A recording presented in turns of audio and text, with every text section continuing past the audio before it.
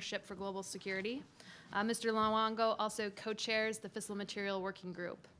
From 1994 to 1997, he served as the Senior Advisor to the Secretary of Energy for Non-Proliferation Policy and the Director of the Office of Arms Control and Non-Proliferation at the U.S. Department of Energy.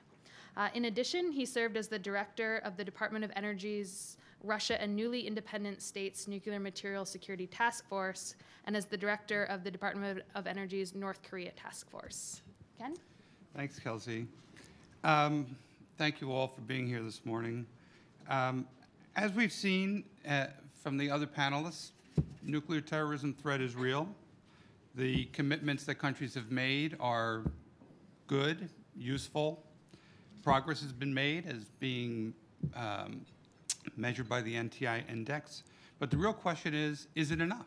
And are we doing enough to prevent, as Ken said, nuclear terrorism? Not just kind of, put together fences that have holes in them and they look okay, but people can sneak through them. But are we really doing what's necessary to prevent this particular danger, which is a danger not just from a military standpoint, but also an economic standpoint and social standpoint?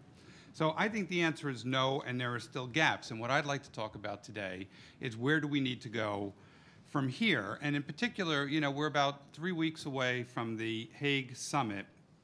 And I think there are two overriding objectives, new objectives that the Hague Summit should have on top of what's been already completed in Washington in 2010 and Seoul in 2012. And the first is to eliminate weak links in the nuclear security system.